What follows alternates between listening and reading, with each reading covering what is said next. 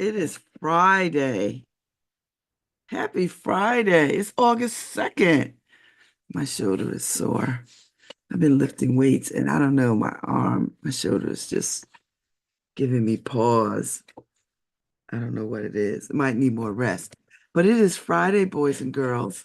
Welcome to LoveBabz, Love Talk on Babz Rawls-Ivy. It is Friday.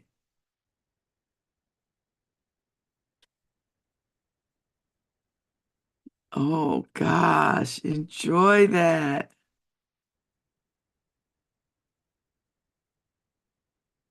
I'm sorry, I'm getting texts from friends. Happy Friday. So today is James Baldwin's birthday. He would be 100 years old.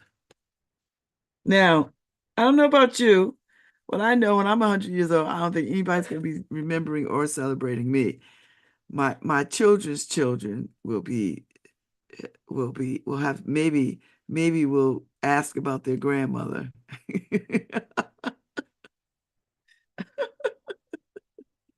So so we might I have no illusions or delusions of being remembered 2 years after I die. So ah, so anyway, let me give you some quick facts on James Baldwin, then we'll get into all the news. But I want to spend this moment paying homage and giving reverence to James Baldwin, who was born today in 1924 in Harlem, in New York, at the New York City Hospital in Harlem. He died December 1st, 1987 at 63 at St. Paul de Vence in France. His first novel was Go Tell It on the Mountain. He has his siblings are Paula Whaley, Gloria Carafa Smart, Ruth Crumb, Elizabeth Dingle, and Barbara Jameson. He was influenced by Malcolm X, Richard Wright, Miles Davis, uh, Fyodor Dostoevsky, Dostoevsky, and Dostoevsky. Why is this tripping on my tongue this morning? Buford Delaney and Medgar Evans. Let's not forget Medgar Evans because it was Medgar Evans's assassination, which really did something to him. He was uh he grew up in segregation and poverty, which shaped his social consciousness, and would later inspire his first essay, The Harlem Ghetto, in 1948. So um, you can go to the National Museum of African American History, and you can pull up all his information, James Arthur Baldwin, and he was his mother, Emma Burdish Jones, was from Deal Island, Maryland, and was reared by his mother and stepfather, David Baldwin, a Baptist preacher who was from New Orleans.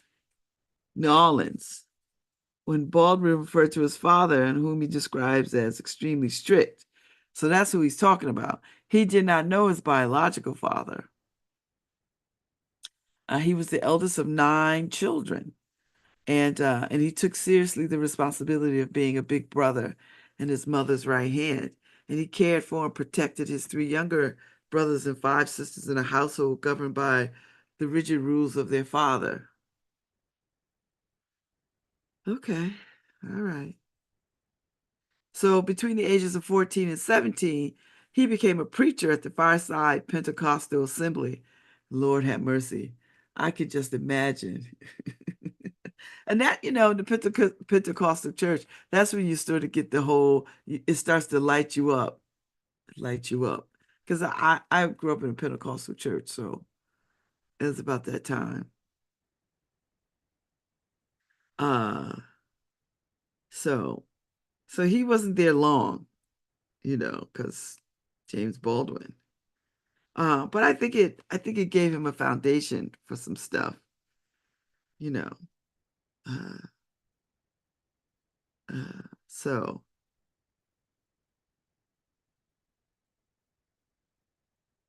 and he rejected the church in the name of humanistic love, which I think that's how I'm moving. I'm not rejecting the church. I think the church is valuable. I just think people need to make some peace with what they think they need or want from church. So anyway, in The Fire Next Time, Baldwin proclaims, if the concept of God has any validity or any use, it could only be to make us larger, freer, and more loving. If God cannot do this, it is time we got rid of him. I think that's my point, that, I think people spend a lot of time in religion doing the things of religion, but not doing the things of religion, you know. And I think people spend so much time keeping rules that they lose sight of humanity for the sake of, I have to do this, I have to do this, I have to do this. And they just lose sight of it. And oftentimes religion is at the root of a lot of ills. Anyway, happy birthday, James Baldwin. So I will recite a few things from him throughout these next 2 hours. Uh, uh, uh, and I'll tell you a little more about him, as we go on. He's a very fascinating man, I find. And I feel like James Baldwin is very much present, you know. He's very much thought-provoking. Even in 2024, if you read some James Baldwin, and a friend of mine gave me a limited edition, a first edition signed copy of one of his books, which is a treasure. I meant to pull it this morning, but I think I put it up somewhere. Uh, uh, so yeah. In 1942, he graduated from high school, and a year later, he witnessed the Harlem Race Riots of 1943 and experienced the death of his father. After his emotional loss, Baldwin felt more than ever that it was important to play father figure to his 8 brothers and sisters. He could not even dream of college and therefore worked at menial jobs during the day, and at night played guitar in Greenwich Village cafes, where he also wrote for long hours, trying to fulfill his dream of becoming a writer. You know, so it is good to remember his birthday. So anyway, I'm having a party on the porch tonight. So if anybody's around, stop by. It should be a good time. It should be a really good time.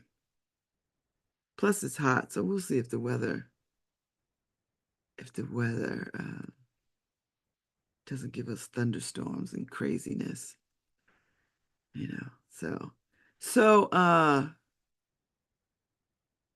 yeah, I just wanted to make sure I shouted out James Baldwin's birthday. Welcome home to the hostages that were uh,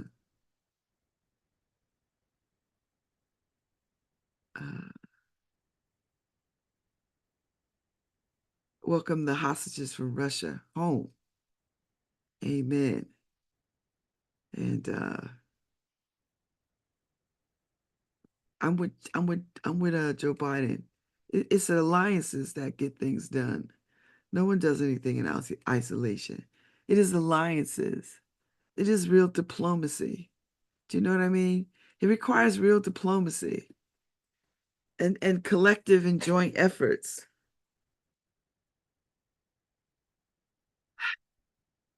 So I am glad. And to have it done under Biden's watch. And Donald Trump. And what I'm loving about seeing Donald Trump now is that more and more people are starting to sort of see him for what he is, a feeble old carnival barker that is just way past his prime. who never really was in his prime, just a seller of wolf tickets with no real success in anything, not even parenting, not even marriage, just a poor example of what we would not want our children to be or become. And that's the truth. And that ought to be the measure and the reckoning with for people. Do you want your child to grow up to be this guy? That's the aspiration? A liar, a cheat, a ne'er-do-well? That's the aspiration that you want for your child to grow up to be? That's the model? That's the model?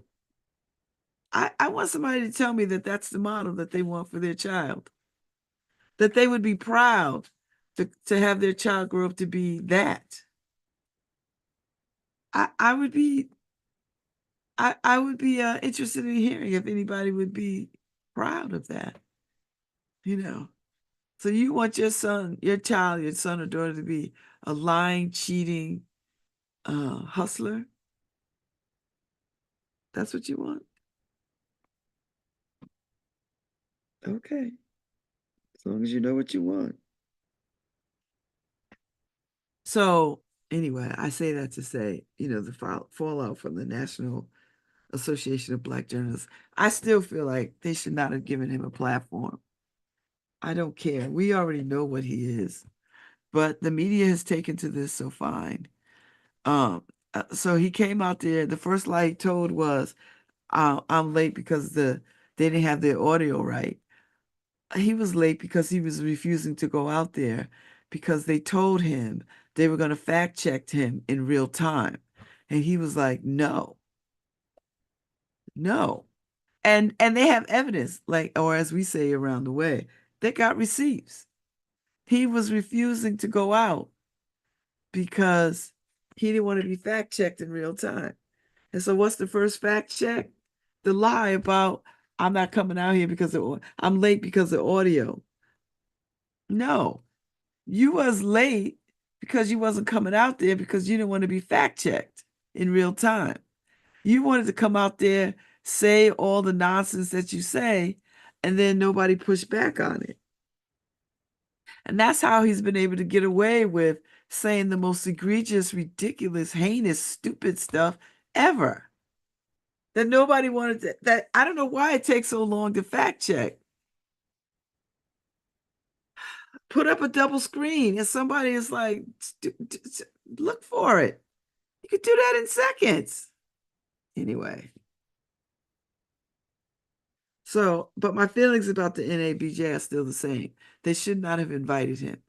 He did not deserve that platform, such that it was. And he didn't even stay the whole time. He got yanked off the stage by his handlers because he was, of course, going off script and insulting. Anyway, welcome home, hostages. And he's barking all that stuff about, oh, I could have gotten them home, but you was president for 4 years and didn't do a damn thing. You didn't get them home. When did you get them home? The problem with him is he lies so much that I think it's like he can't help it. Do you know what I mean? Like you just lie so much where it just becomes in your DNA, I guess. You know. Anyway, I'm just saying. I am just saying.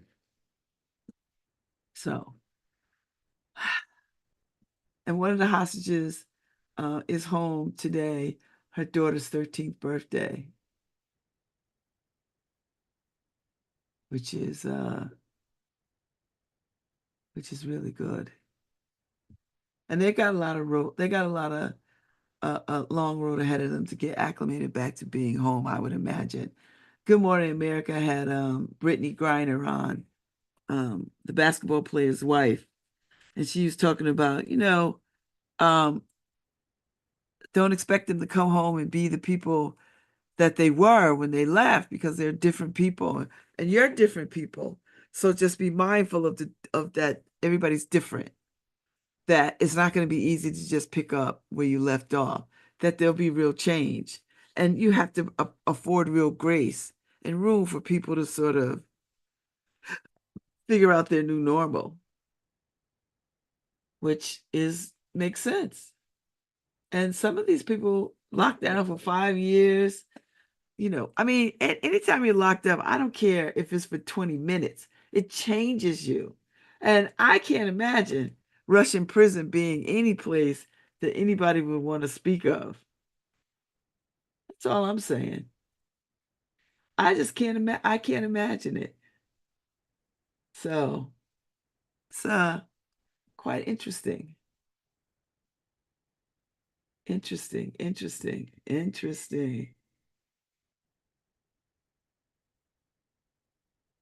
Um, So, so just, I guess we'll hear more about them in the days, months, weeks ahead, and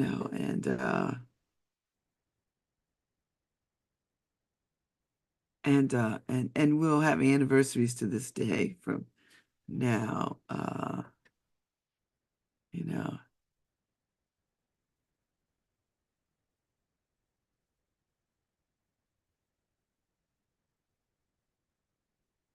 you know,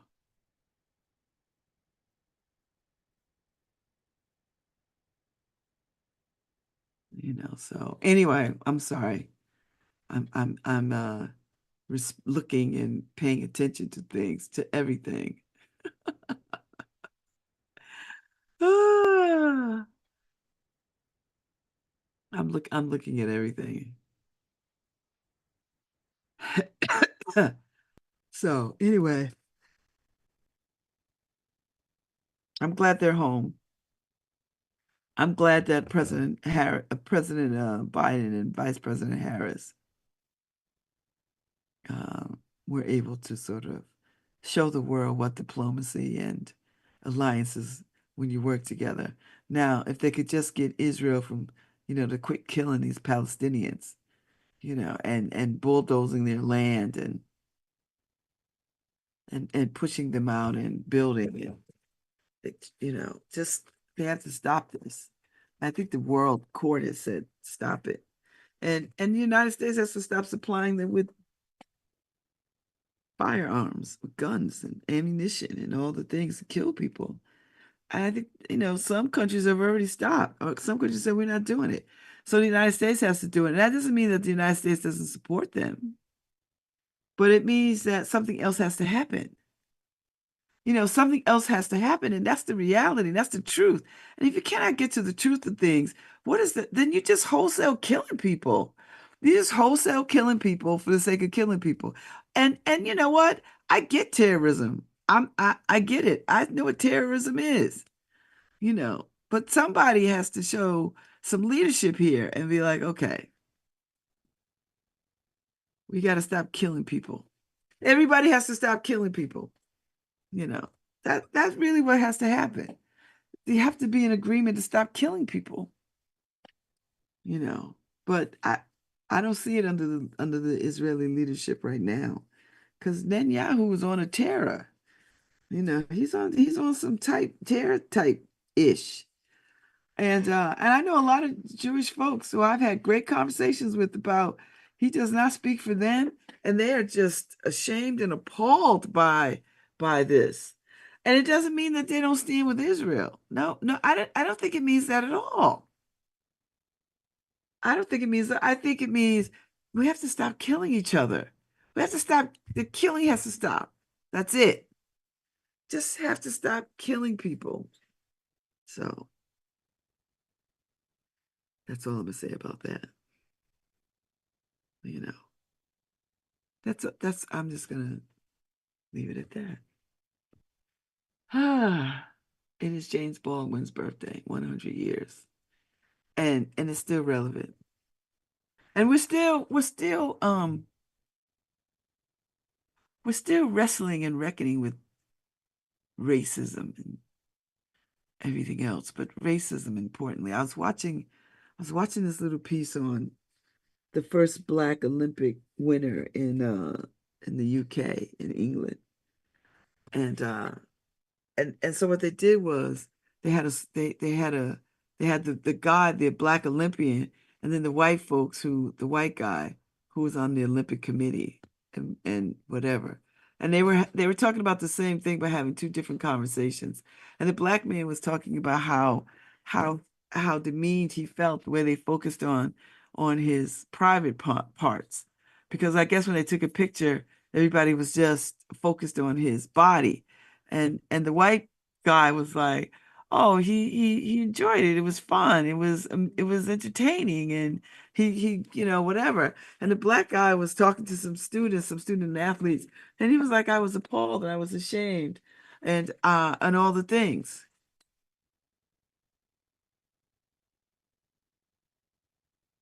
Well, you still should open your account, okay? And and it was just because then you could have a mobile app, and then you could mobile apps, mobile deposit stuff. So. I know I'm having all kinds of conversations because I'm at the house. Um, and I just thought that is at the heart of racism. Give it to me. I got it right now. Uh, uh,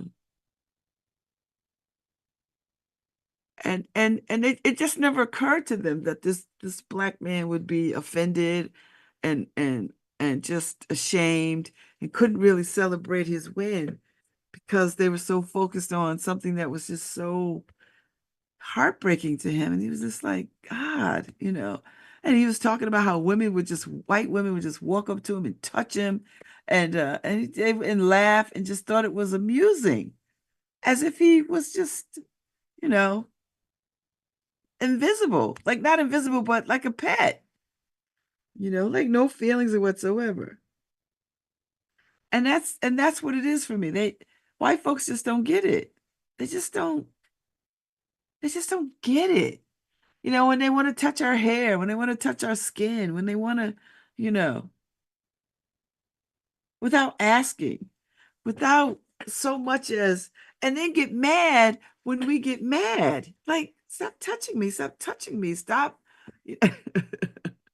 And I'm a human grown ass woman, and to have to say that to people is it's just sickening, sickening. I was at the Schubert Gala like a year ago, and a white woman came up to me. She was with the black woman. They were from some company. And she put her hands in my hair talking about, oh. And I was like, don't put your hands on black women's hair. And the black woman said, we just talked about this in a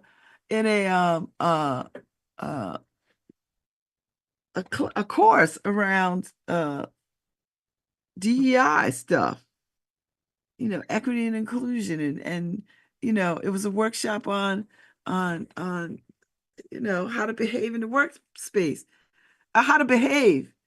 And she was like, "Oh my God, I'm so sorry." And she all night she just kept running up on me apologizing. And I just was like, I don't need you I need you to stop doing it. Think. See me as you see yourself, as a human. Oh, I see you no, you don't. Because the same way that you ran up on me is the same way you will run up on somebody's dog on the street. You know how people run up on people's dogs, whoo, touching their dog without asking, just and just thinking that the pet is free community space because it's out in the world. But that's how you treat me, other people. You run up on us and you think it's okay because we're what? And then if we punch you in the face, you're mad and you don't understand why we punch you in the face. Just saying. I'm just saying, you know, I'm just saying. That's the way it goes. That's what it is. So anyway, uh, something to think about as we move forward, as we do all the things that we do, you know. Uh, yeah. Yeah. So, but anyway, it was on the BBC. So if you follow the BBC, you could probably find it. It was posted today, but that's neither here nor there. So you could find it and you know, so feel free. And just pay attention to what he's saying, what is being said, you know. That's all. Just just just look at it that way.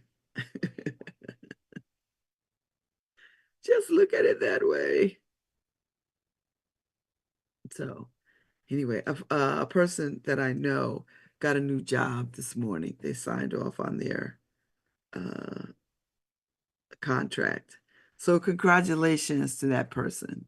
I don't think they're listening. I'm not going to call out their name. Um, but congratulations. And I'm sure I'll see more of you. And you'll be working here in community. So congratulations. I just wanted to say that. So, and it's nice when your grown children can give you money back. I like that too. Ah, ah. I like that too. Yes, I appreciate that.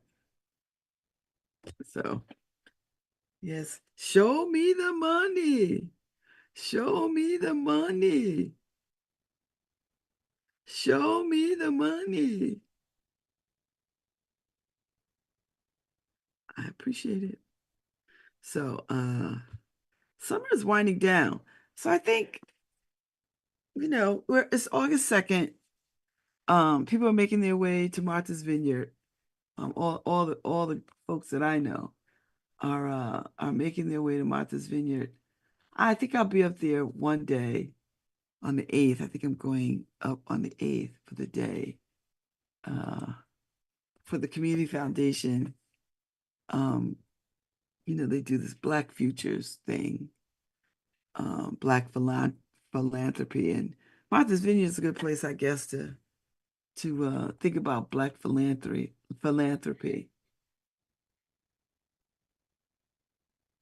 and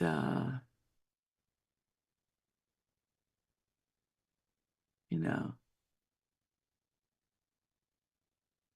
you know. So anyway, I just thought that was worth noting. So, um, I'm on the New Haven Independent site, and Revive Bike Share gets ready to ride. So the bikes are back, and these are electric bikes, which is exciting. And I believe the highest usage was over here in the Newhall, Beaver Hill area, Newhallville, Dixwell, over there by Hill House. That was, I believe, if I'm not mistaken, if I remember correctly, that was a high usage area. I think I'm gonna take a spin. Go ahead, Halls Layden. So there's 100 electric bikes, and then another 100 of the older pedal cycle bikes from the previous bike share program should be launched within 2 months of this program. So the new bike share program will be using the existing stations still out on the city sidewalks from the old effort. Okay. So Ryan New Haven has published a wealth of information about how the program will work and how much it will cost to use in the month since the Independent has wrote about this revived initiative. So Halsladen told the Independent that the bike share program is included in the city's EPA community change grant application. Ride New Haven is also partnered with the New Haven Reach grant to support outreach, engagement, trainings, and memberships for the bike share system. Six key neighborhoods: Fairhaven, West Haven, Dixwell, Dwight, Newhallville, and The Hill. Listen, I'm gonna take a spin.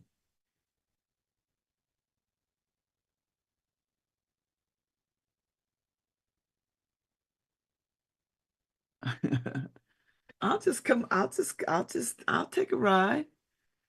You know, I probably would want to ride early in the morning when I could just have the streets to myself. Do you know what I mean? Like when you have the streets to yourself early in the morning, so you don't have to deal with all the traffic and stuff. Nice little ride. Yeah. I think that might be my thing. If I could go and find one and do it now, I'll go and look where they are. This looks like it's near, I don't know I think this looks like Hill House. I could be wrong. I know they have one over there. I mean, they had a bike place from before. But I would get up early in the morning and take a early morning ride and ride around for an hour and then get back and give it back. But it'd have to be like really early in the morning because I don't want to be riding with traffic. Like that's not what I want to be doing, you know. So yeah, so maybe I get some sunrisers, some sunriders, some sunup riders. Sunup riders, let's go. See who wants to take a ride in the early morning at sunrise. Oh. It's currently cloudy and 81 degrees. Expect cloudy skies later in the morning. Temperatures will range from a low of 82 degrees at 10 a.m. to a high of 87 degrees around noon. I didn't say hey Siri at all. Mm-hmm. Nope. Siri just be, and then she goes, uh-huh. Like, okay, stop, Siri. Like, we're not in a conversation. Siri acting like we in a conversation. See, look. Nope.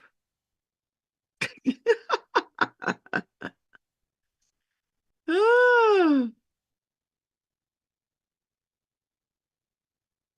wow. Mm. Siri is on some type-ish. Nobody's turning on Kamala. If they think that they're gonna get somebody to be mad about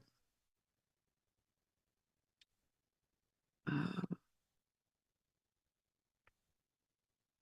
if they think that this little mess about her being Indian and black and Jamaican and all this stuff is gonna wear us out, y'all got another thing. Y'all don't know a damn thing about black people.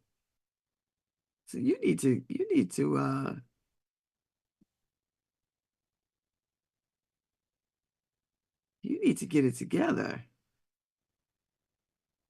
I know they're doing everything they can in these 100 days, you know. They're doing it, they're doing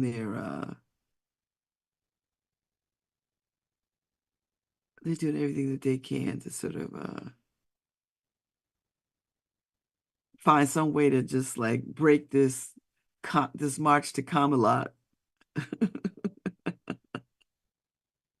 Ah, they're doing everything they can to try to march on Camelot. They can't do it. All the old stuff that they've tried. And when you show up to a black event trying to talk about black people, you got to be some kind of fool. You really do have to be some kind of fool to walk into a black event and then start. Let me tell you something. Let me tell you how this would go. Even if we didn't like her, you wasn't gonna come up in our spaces and talk about her. Because let me tell you something about black code. Black code is we could talk about our own all we want, all day, all night. We can say whatever we want. But at the end of the day, she belongs to us. And so what we're not gonna do is have you come up to the cookout and talk about who at the cookout. We're not gonna let you do that. First of all, you ain't invited to the cookout. Second of all, I don't know why NABJ let you in, but they did. And it got some traction in the press, But I'm gonna tell you something. Don't do it again. Don't try it. I bet you won't go to NAACP and try that mess. I bet you won't go to the Urban League and try that mess. I bet you won't go to, listen, they don't even know all the black sororities and fraternities or black women's groups and men's groups in church. They don't even know. They have no idea about black people in this country. They don't have a clue as to how we are connected. Don't get me started. They don't know nothing about the links. They don't know nothing about the girlfriends. They don't know nothing about the chums. They don't know nothing about Negro professional and business women. They don't know nothing about nothing. They don't know nothing. They don't know anything about us. It's as if we've been here 400 years and they just still think we got here yesterday. They just think they dragged us here yesterday. And so and that we have nothing. They don't know anything about HBCUs. They don't know anything. Nothing. Nothing. It's like we've been hidden in plain sight. Swear to God. They know nothing. That's why they're floundering with this. And the black people that they got on their team ain't giving them nothing. They just skinning and grinning. And oh boy, what's his name? Tom Scott. He don't know a damn thing either. He threw his race card, his black card back years ago. But I tell you what, he's still black at the end of the day. He could get in the cookout before Trump. Now, we might not fix him a plate, but you know, he get into some trouble with the white folks. We'll be like, we'll talk ish about him, but you know, we won't let no harm come to him. So that's why I just watch these people and JD Vance and his stupidness. They just have no clue. They just have no clue.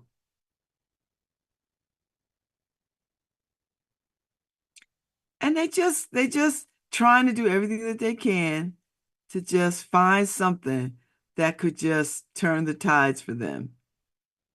And and it just doesn't. And the more that they the more that they try, black folks be like, "Are you kidding me? You don't know her father's Jamaican." And then the fact that they know nothing about Jamaican. Do you understand Jamaicans? This is they got one damn saying. And this is what I mean. White folks don't know a damn thing about nothing but white folks. Out of many is one. So Jamaicans are Jamaicans. You could be Chinese Jamaican. They don't even say Chinese Jamaican. They say Jamaican Chinese, Jamaican Italian, Jamaican Spanish.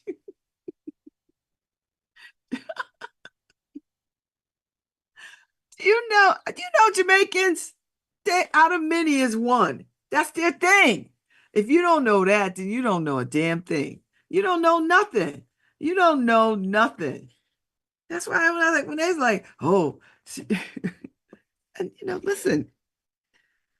listen, her mother is Southeast Asian. Who among us doesn't follow their mother? Listen, the Jewish tradition, faith and education and the keeper of the culture is on women, not men, women.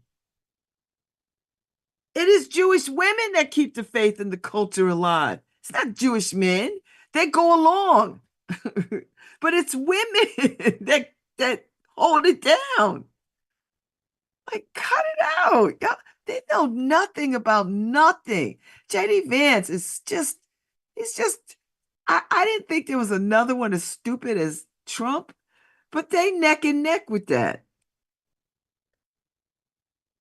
Yeah, I don't know what kind of law school training y'all doing over there with DeSantis and Vance and oh my God, you got a laundry list of people who came to that law school who are trash. What is going on? Yale, do better. I don't get it. These people are just dunces. Like, seriously? So I'm watching JD Vance talking about doubling down on when she was Indian. And I was like, y'all don't even know, you know.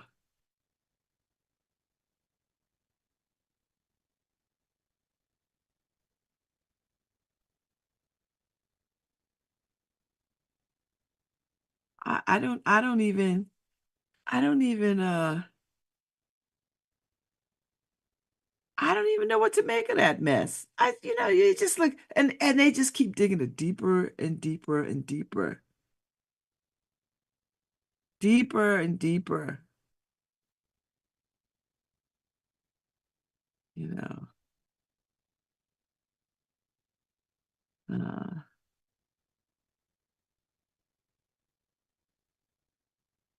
until the first frost.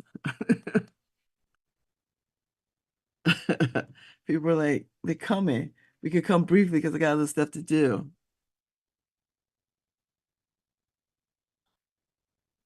Go easy on yourself. You know,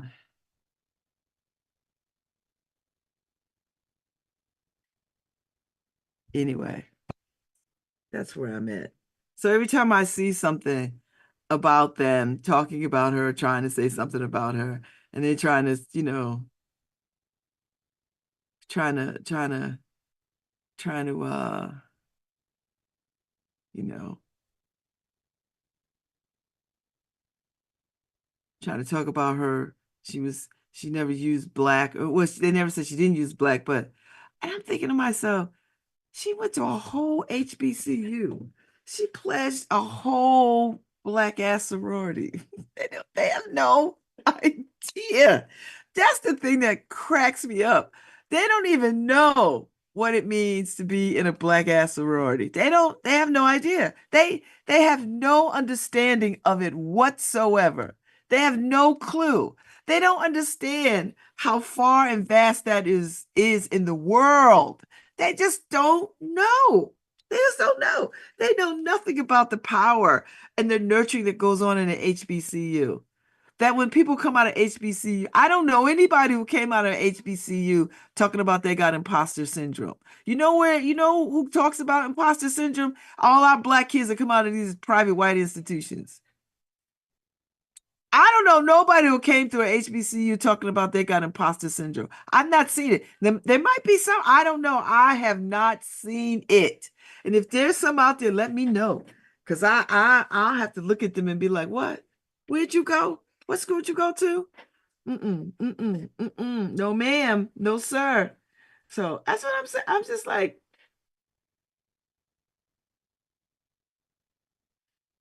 I'm just this is the moment. This is this is a good teachable moment. Not for white folks, but for black folks to sort of say, huh, look at us. Look at us. Look at us. And that's the teachable moment. Because when it's hard to see everyday racism when you're in it, because we're in it. James Baldwin said, to be black in America is to be in a constant state of rage. And we are in a constant state of rage so often that it has become part of us, that it becomes part of us. It's in our skin, you know. And so now when we are looking at them more so than the way they did Obama, because we're used to seeing black men under siege. We're used to it. Black women under siege is always tucked away. So when you see this woman on the world stage being come for the way that they try to come for her, we get a little we are highly angry at that. And we see it for what it is. Because I don't know any black woman in America that has not had some experience of racism, not even subtle racism. Not even subtle racism. I remember when I was in college, I had taken the Trailways bus from Charlotte back home. And I'm in the bus station, and these white men was around me, talking about she sure is pretty for a black gal. Gal. She sure is pretty for a black gal. You know, and they know I heard them. I just looked at them and smiled. Thank you. I mean, what am I gonna say? I'm in Charlotte, North Carolina, and I'm a long ways from home. You know, I'm a Connecticut Yankee, born and raised. And as soon as I open my mouth, they're gonna know. I'm not from around there. And I was too young to know that that was an insult, you know. And they didn't even know it was an insult. They thought they was paying me a compliment. But see, that's the thing about racism. It is so ingrained. It is so ingrained in the fabric that it's just second nature. It's just second nature for people to think of us. I remember I was in I was I was in Stop and Shop with my children. I have four little kids. And so we were in Stop and Shop. And at that time, my husband and I, we were making damn good money. We were damn near making good ass money. And I'm in Stop and Shop with my kids, and I'm just leisurely. I got on shorts, sneakers, the whole thing. And my kids look like little kids, but they're all very different looking. So I go to the deli counter because my husband he had a particular like for a particular kind of cold cut. So I was at the counter ordering that. And the guy comes out, the butcher guy, white guy, old white guy, not too old, but old enough to know better, talking about you can't buy this with food stamps. So I look around because I didn't know who he was. I'm looking around. I'm thinking, who is he talking to? And he was like, I said, what? He's like, you can't buy this particular meat with food stamps. I said, I want 2.5 pounds of that. Thank you. Just took it and walked away because I just was like, who is it?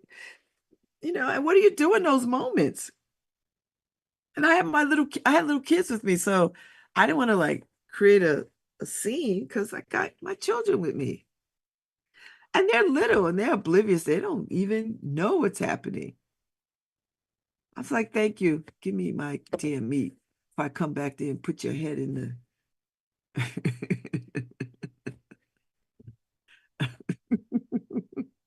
give me my damn meat before I put your head in the meat grinder. Because that's what needs to happen to you. But so you know what I mean? So it's ingrained. It is second skin. That's why I don't think we can undo it. I think we could just keep acknowledging it and people can learn how to like think before they open their mouths or think about what challenge their own selves about what they think they know and believe about other people. So, you know, the world, it's just the world, you know, it is just the world. So I find that the insidiousness of racism to be just woven in. And everybody tries to act like it's not. Why? Because it's painful. Because folks don't want to reckon with the history of what has gone down. Because if you lay it out, it is heinous. And men and women of conscience, even if you're racist, men and women of conscience, they could not accept the depth and breadth of the terrorism that Black people have felt and experienced in this country. That's what it is. The burden is heavy, and they wouldn't know what to do with that. They wouldn't know what to do. And it would make them feel fearful that retaliation might happen. And we ain't never been retaliatory people. So I'm gonna take a break. I'll be back at 10:15. It's Baldwin's birthday. Happy birthday, James Baldwin.